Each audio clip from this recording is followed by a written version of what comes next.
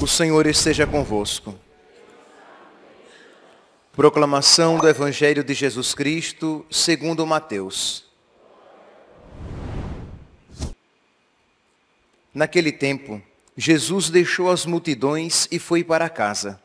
Seus discípulos aproximaram-se dele e disseram: Explica-nos a parábola do joio.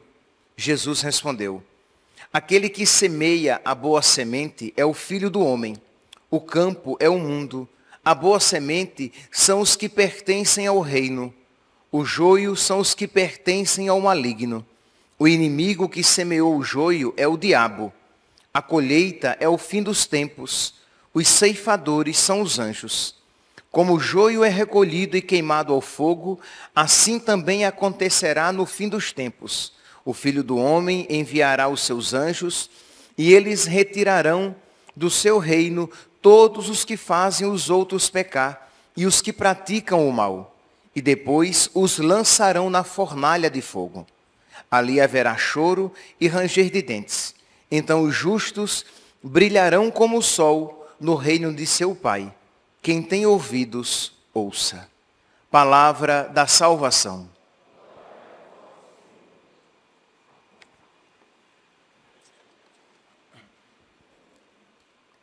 Caríssimos irmãos e irmãs, a primeira leitura de hoje, retirada do livro do profeta Jeremias, nos dá a ocasião de nós refletirmos a respeito da função que o sacerdote tem como intercessor.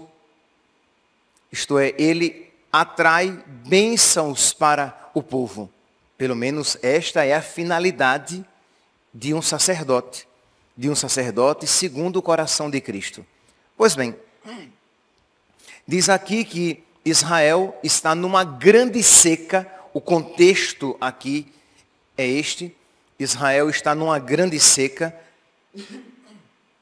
Com a seca vem a fome, vem a doença, vem a morte. E Israel compreende que aquela seca e também os inimigos que se avizinham para invadir Israel e destruir a sua soberania, então eles compreendem que aquela seca e a aproximação dos inimigos são um sinal do castigo de Deus por causa da infidelidade do povo. Deus então envia aqueles castigos para que o povo, percebendo aqueles castigos, se arrependa dos seus pecados e retorne ao Senhor. Porque Deus não castiga para a nossa perdição. Deus nos castiga para a nossa salvação. Por quê? Porque os castigos de Deus neste mundo não são nada em comparação do verdadeiro perigo de perder a alma para sempre, por toda a eternidade, como nós ouvimos no Evangelho de hoje, do joio que é lançado na fornalha ardente, que é um sinal do inferno. Pois bem, então Deus castiga o povo de Israel para que o povo se arrependa. Só que o povo está empedernido no seu pecado. Então, Deus levanta, e aqui o interessante é isso, Deus levanta Jeremias para que Jeremias interceda pelo povo, para que Jeremias peça a Deus aquilo que Deus vai negar. Mas Deus vai negar para que Jeremias tenha cada vez mais um coração parecido com o coração de Deus. Jeremias é uma figura imperfeita, mas uma figura de Cristo. Cristo é aquele que verdadeiramente alcança para nós toda sorte de bênçãos e todo o perdão.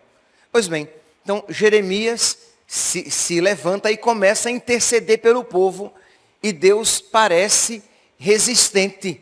Deus chega mesmo a dizer, nós estamos aqui no capítulo 17, no capítulo 14, a partir do versículo 17 do livro de Jeremias, mas se nós voltarmos uns versículos, aqui no versículo 11, Jeremias começa a interceder, pedindo a Deus que afaste aquela seca, consequentemente que afaste a fome, a doença, a morte. E Deus diz que não, e Jeremias insiste em interceder, e diz aqui, Jeremias capítulo 14, versículo 11, o Senhor me disse, Jeremias dizendo, o Senhor me disse, não intercedas em favor do povo. Incrível, hein? Deus diz a Jeremias, não interceda, eu não vou dar, eu não vou conceder essa graça que você está pedindo. E Jeremias continua intercedendo. Por quê? Porque Jeremias sabe que Deus é bom, mesmo que as circunstâncias pareçam dizer o contrário, mesmo que Deus diga o contrário. Jeremias, ele quase que não aceita acreditar. Aqui lembra muito Abraão, lá em Gênesis capítulo 18. Deixa eu ver aqui se é 18 mesmo. Isso. Gênesis capítulo 18, quando Abraão começa a interceder pela cidade de Sodoma, que Deus vai destruir. E Abraão diz, Senhor, mas se houver 50 justos, o Senhor destrói? Deus disse, se houver 50 justos, eu não destruo. Aí Abraão diz, tá bom, Senhor, e se houver 5 a menos? Isto é, se houver 45, Deus disse, se houver 45, eu não destruo. Me desculpe, Senhor, mas se houver 40, o Senhor não vai, o Senhor é muito bom. O Senhor não vai condenar o justo da mesma maneira que o injusto. O justo não terá a mesma sorte que o injusto. A maldade não há de prevalecer. Livre o Senhor disso. Imagine, Abraão está ensinando a Deus, de uma maneira muito amiga, mas porque ele é um amigo de Deus, ensinando a Deus que ele é justo, ele não pode fazer isso. E Deus diz, se houver 40, eu não destruo. E Abraão continua, e se houver 30, eu não destruo. E se houver 20, eu não destruo. Tá bom, Senhor, eu vou dizer pela última vez, e se houver 10? Se houver 10 justos, eu não destruo. Percebe que Abraão, ele vai insistindo, ele chega mesmo até a inconveniência para alcançar as graças de Deus para aquela cidade. Mas a cidade era tão pecadora que nem 10 justos tinha para livrá-la da destruição. Pois bem, então, qual é aqui a característica principal do intercessor? Lembra que nós estamos fazendo essa introdução que nós queremos aplicar ao sacerdote. Qual é a característica principal do intercessor para que ele possa exercer a sua função? Ele tem que ser amigo de Deus. Ele tem que ter intimidade com Deus. E a amizade com Deus implica, para nós católicos que compreendemos o que é que este termo de verdade significa, implica estado de graça e uma vida de santidade. Pelo menos de busca de santidade, para que você seja amigo de Deus.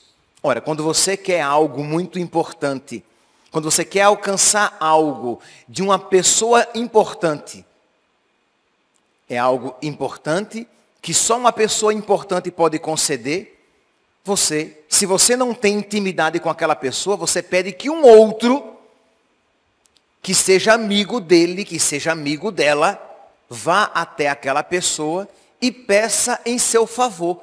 Essa é a finalidade do intercessor. Pois bem, meus irmãos, quando um sacerdote, ele é amigo de Deus, ele exerce perfeitamente isso que Abraão e Jeremias exerceram. Ele alcança graças para todo o povo de Deus. Mas, quando um sacerdote não é amigo de Deus, ele atrai a maldição para todo o povo de Deus. no sacerdote, tudo é superlativo. Ou ele atrai muitas bênçãos, ou ele atrai muitas maldições. Mas a sua passagem pelo mundo nunca é indiferente. No século XIX, quando Nossa Senhora apareceu lá em Salete, Nossa Senhora de La Salette, ela chorava pelos pecados do povo, o povo que tinha abandonado, que não observava os mandamentos da primeira tábua da lei. Quer dizer, eles não observavam nenhum mandamento. Mas Nossa Senhora chorava principalmente pelos pecados da primeira, contra os mandamentos da primeira tábua. Amar a Deus, guardar domingos e dias santos e não tomar o santo nome de Deus em vão. Pecados estes que às vezes nós achamos que, bom, são pecados, mas às vezes as pessoas nem confessam. Isto é, quando você diz a alguém, olha, faltar missa aos domingos é pecado mortal que leva ao inferno. Muita gente até se espanta achando um exagero. Como assim, gente? Pois bem, Nossa Senhora apareceu chorando, porque o povo tinha abandonado esses pecados. Porque os seus filhos, imagine, Nossa Senhora, nossa mãe, nossa terna mãe, ela diz, os meus filhos se comportam como cães à porta dos açougues durante a quaresma, para comprar carne. Na época, durante toda a quaresma, não se comia carne. E Nossa Senhora usa uma palavra tão dura. Mas por que Nossa Senhora usa uma palavra tão dura? Para amolecer o coração dos seus filhos. Por que é que Deus parecia tão resistente em não conceder a graça? Para mostrar ao povo a gravidade do pecado e para despertar no coração do profeta a misericórdia, tornando-o semelhante ao próprio Deus.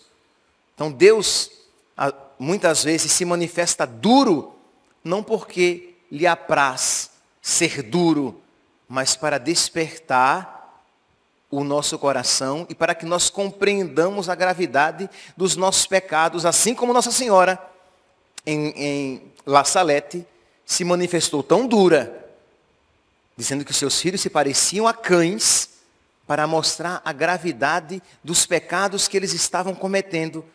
Mas ela chorava não apenas pelos pecados do povo, mas também, e se não principalmente, pelos pecados dos seus filhos prediletos, os sacerdotes. Então ela diz, os sacerdotes, ministros do meu filho, pela sua má vida, sua irreverência e impiedade na celebração dos santos mistérios, isto é, celebrando a Santa Missa de qualquer jeito e os outros sacramentos também. E como é que se celebra de qualquer jeito os sacramentos? Quando você não está preparado espiritualmente. Seja,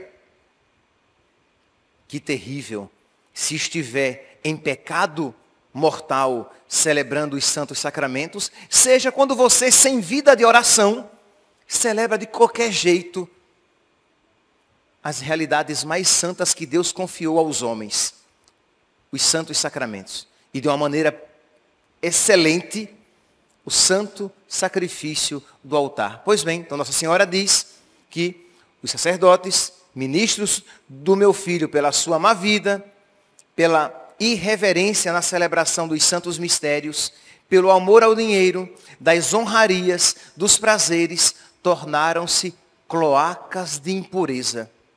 Sim, os sacerdotes atraem a vingança. Veja aqui que coisa terrível. Eles atraem a vingança de Deus sobre eles e sobre o povo. Bem diferente de Jeremias, que estava lutando para atrair a bênção de Deus, a misericórdia de Deus. Bem diferente de Abraão, que estava lutando para atrair a bênção de Deus, a misericórdia de Deus. Os maus sacerdotes atraem a vingança de Deus. Meus irmãos, nós somos católicos. Para um cristão não católico, isso pode parecer estranho. Para um pagão, mais estranho ainda. Mas para nós católicos, isso é muito claro. Por isso que nós rezamos pelos sacerdotes. Por quê? Porque é caridade, mas porque também é sabedoria.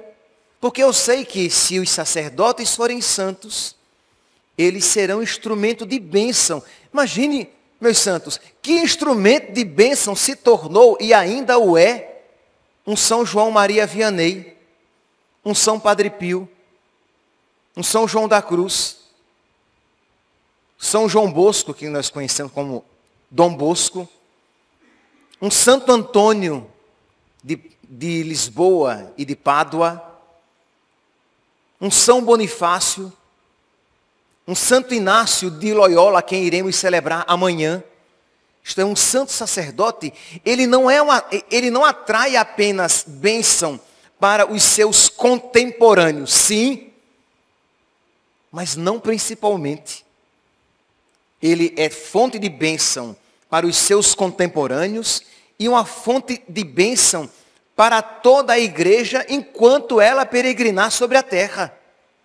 Então, é caridade rezar pelos sacerdotes, porque nós devemos querer bem aos nossos pais. É caridade filial. Os sacerdotes são nossos pais. Então, os filhos têm o dever, têm a obrigação de rezar pelos seus pais, mas ao mesmo tempo é sabedoria, que se os meus pais forem santos, haverá mais chance de eu ser santificado, de eu me salvar. Porque eles serão mais eficazes, eles serão mais destemidos, eles serão mais certeiros nas suas palavras, nos seus gestos, nas suas orações. Rezar pelos sacerdotes para que eles sejam verdadeiros intercessores de bênçãos para as nossas paróquias, e aí vocês que acompanham pelas redes sociais, e vocês que estão aqui. Para vocês que estão aqui, o recado é bem direto, rezar pelos seus padres, mas não apenas pelos daqui. Mas quando vocês rezam pelos seus padres e pelos padres do mundo inteiro, imagine aqui, vocês se unem a todo o corpo da igreja que reza pela santificação dos ministros chamados à santidade. E nós não temos ideia, meus santos, do muito que Deus faz com o pouco que nós a Ele oferecemos. Nós ouvimos isso domingo, que com 5 pães de cevada e 2 peixes, Jesus alimentou quase 5.000 homens, sem contar as mulheres e as crianças. Ele multiplicou, com aquele tiquinho de pão, com aquele pinguinho de peixe. O muito com Deus, o pouco com Deus é muito. Você reza pelos sacerdotes, você oferece um pequeno sacrifício, uma pequena penitência. É pouco, porque você é pequeno. Mas como você oferece com amor, Deus toma, assume e faz grande aquele pouco que a Ele você oferece. Pois bem, mas continua Nossa Senhora. Sim, os sacerdotes atraem a vingança, e a vingança paira sobre as suas cabeças. Não se encontra mais uma pessoa para implorar misericórdia e perdão para o povo. A função do sacerdote, implorar misericórdia e perdão. Assim como Jeremias, assim como Abraão, que não eram sacerdotes. Jeremias era profeta. Abraão também não era sacerdote. Imagine então, se eles puderam interceder. E aqui, é claro, né? Porque eu quero enfatizar o sacerdote. Mas é claro que você, quanto mais de Deus for, mais bênção você atrai para a sua família. Você, quanto mais de Deus for, mais bênção você atrairá sobre os seus filhos, sobre os seus amigos, sobre a sua comunidade, sem dúvida. Mas o sacerdote realiza isso de uma maneira superlativa, de uma maneira grandiosa. E é por isso que nós, católicos, precisamos rezar pelos sacerdotes, para que eles sejam dignos, para que eles atraiam, para que eles implorem misericórdia e perdão para o povo. Não há, continua Nossa Senhora, as lágrimas. Não há almas generosas e dignas para oferecer o santo sacrifício em favor do mundo. A Santa Missa é o sacrifício de Cristo pela redenção do mundo, atraindo bênçãos para o mundo. Mas Nossa Senhora diz que eles celebram, mas não são generosos nem dignos para realizar aquilo que estão realizando. E é para isso, meus santos, que nós rezamos. Para que os sacerdotes sejam dignos. Para que os sacerdotes sejam generosos. Para que os sacerdotes sejam santos. Para que os sacerdotes atraiam a misericórdia, o perdão, as bênçãos de Deus para nós, para a nossa paróquia, para as nossas famílias, para a nossa diocese, para o nosso país, para o mundo inteiro. Então, nós temos agora uma ocasião especialíssima para isso. Próximo domingo é o dia que nós reservamos para rezar pelos sacerdotes e de uma maneira, como todo primeiro domingo de agosto, e de uma maneira especial é até mesmo o dia 4, que é o dia do sacerdote, que é o dia de São João Maria Vianney, que não será celebrado por ser domingo, mas é o dia do sacerdote. E nós aqui, na nossa paróquia, e aí você que acompanha pelas redes sociais, você pode de alguma maneira se unir a nós. Mesmo que na sua paróquia não haja nenhuma vigília pela santificação dos sacerdotes. Mas você pode se unir a nós. Como? E aqui vale para quem acompanha pelas redes sociais. E vale, é óbvio, principalmente para nós que estamos promovendo essa vigília pela santificação dos sacerdotes. A vigília começa sábado, às 18 horas, e vai até o outro dia, domingo, antes da missa, às 7 horas da manhã. Pois bem, o que é que nós podemos fazer? Nós podemos fazer um jejum. A primeira coisa, podemos e devemos nos preparar espiritualmente. Confissão. Precisamos estar em estado de graça. Então, confissão. Se você já está confessado, ok. Se não, você vai se preparar fazendo uma boa confissão para que você esteja na amizade com Deus. Lembra que eu falei que uma das características, a característica principal do intercessor é ele ser amigo de Deus. Então você vai ser intercessor dos seus sacerdotes. Você vai pedir a Deus graças para eles. Você vai pedir a Deus a santificação deles, dos sacerdotes. Você vai suplicar a Deus que conceda muitas graças aos sacerdotes, para que nós sejamos santos, para que nós sejamos fiéis, para que nós sejamos dignos, para que nós sejamos verdadeiros intercessores, para que nós atraiamos graças e bênçãos sobre o mundo inteiro, sobre a nossa paróquia, sobre o povo a nós confiado, sobre a nossa família, sobre o mundo inteiro. Então, primeiro, confessar-se. Segundo, uma penitência que, quem sabe, fazer na sexta-feira agora, que já é um dia de penitência, abstinência de carne, e também alguma penitência pode ser feita, de você fazer um jejum. Para aqueles que têm condições, eu acredito que muitos tenham condição, um jejum a pão e água, a batata e água, em que você vai ficar até às 6 horas da tarde, oferecendo a Deus aquela sua pequena penitência. Ah, padre, mas eu não consigo. Então você faz pão, batata, algumas frutas, se sentir fome, e água. Ah, padre, mas eu não consigo. Tá bom, você faz até meio-dia. Ah, padre, mas eu não consigo. Olha, eu já estou desconfiando desse seu não consigo. Então tá bom, eu não consigo. Então você vai comer um pouquinho no café da manhã, um pouquinho no almoço.